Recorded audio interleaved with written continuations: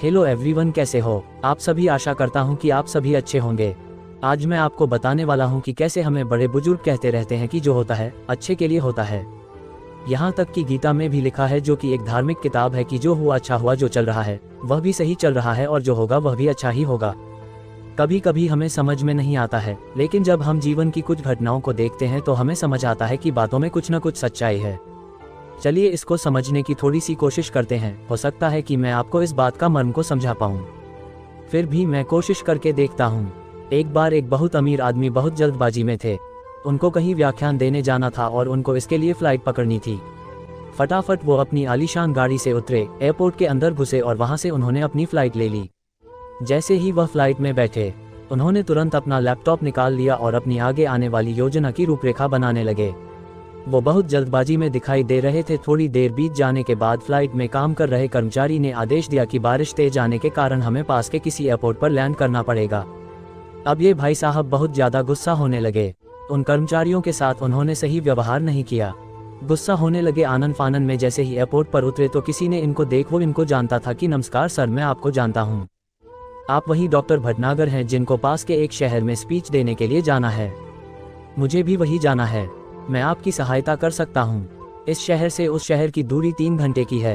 आप यहाँ से गाड़ी लेकर जा सकते हैं और समय पर पहुँच सकते हो। डॉक्टर साहब ने उस शख्स का धन्यवाद किया और जल्दी से गाड़ी पकड़ ली।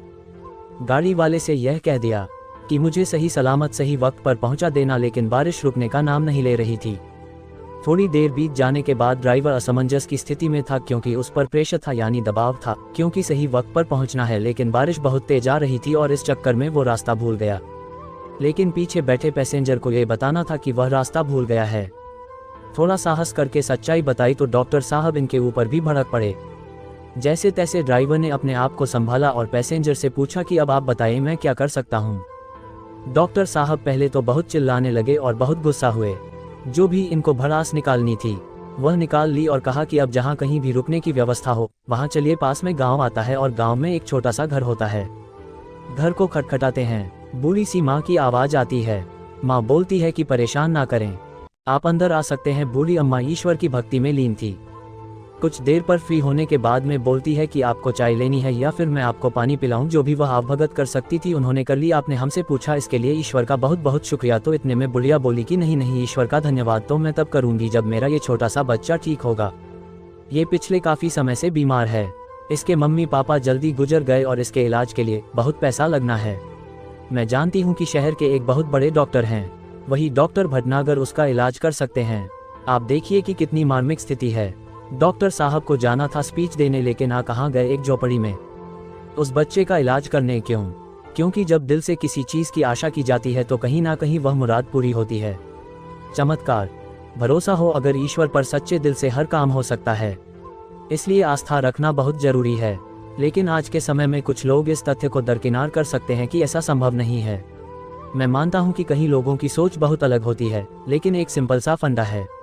अगर आप आस्था रखते हैं तो कहीं ना कहीं इसका फ़ायदा आपको मिलता है। इसलिए जो होता है अच्छा होता है, जो हुआ वह भी बहुत अच्छा हुआ और जो होगा वह भी बेहतरीन होगा। हमेशा सकारात्मक नज़रिए से जीवन को जीने की कोशिश करें, क्योंकि लाइफ में वही आपको मिलेगा जो आप उसे दोगे। आपको यकीनन समय के साथ साथ हर चीज़ मिलेगी जो आप पाना चाहते हैं। इसलिए जिसके ऊपर आपकी आस्था है उसके ऊपर आस्था जरूर रखें।